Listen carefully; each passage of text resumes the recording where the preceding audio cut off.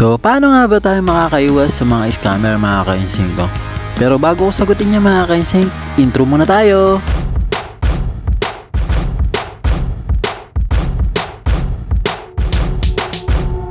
So, good morning nga pala sa inyo mga ka-insync, no? So, ayun nga, tuturuan ko kayo kung paano maiwasan yung mga scammer mga ka-insync, no?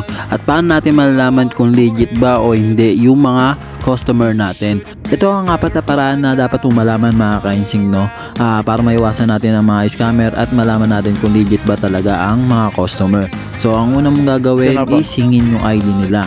At kung maaari mga ka-insync, no, sa mismong bahay nila tayo mag-aabono. So ito na, nandito na tayo, pakinggan nyo na lang. At ang pangatlo mga ka-insync, no, i-check nyo yung item kung worth ba ng aabonohan nyo mga ka-insync. Ang sunod naman mga ka-insync, i-call natin yung recipient o yung mag-re-receive ng item mga ka-insync, no, kung nakakontak ba ito. So panoorin nyo tong video na to mga ka-insync. Pwede yung maka-ID?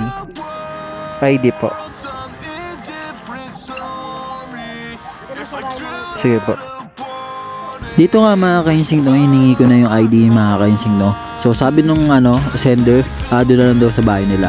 So mas goods yun mga ka-insync, no, para alam natin na may babalikan tayo in case na hindi makontak yung customer.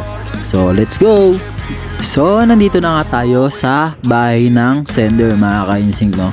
So hintayin na lang natin siyang kunin yung ID mga ka-insync, pipicturean natin.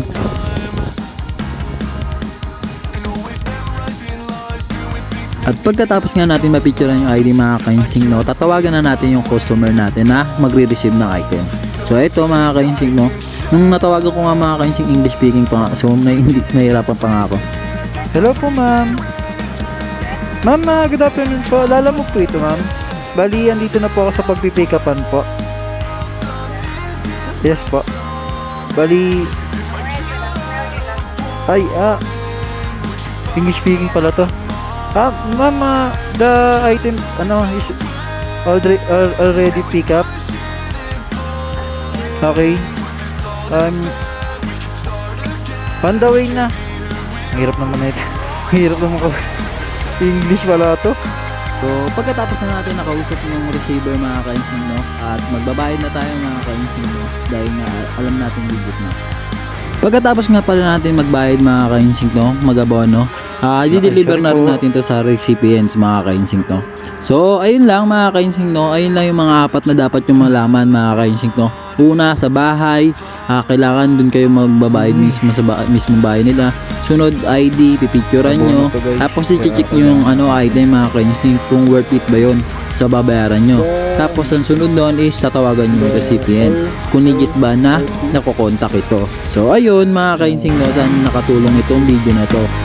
Awa ng Diyos mga ka-insync, no, habang ginagawa ko tong apat na paraan na ito, hindi pa naman ako na-scam mga ka-insync ko. Kaya doble ingat pa rin tayo mga ka-insync, no, pagdating sa mga abono, no mga ka-insync. So paano yan mga ka-insync, no, hanggang dito na lang ang ating video mga ka-insync, no. Kung kaya ko, kaya nyo rin mga ka-insync, no. Walang imposible sa taong may pangarap. Pakipollow na rin ako mga ka-insync, no. Salamat, bye bye.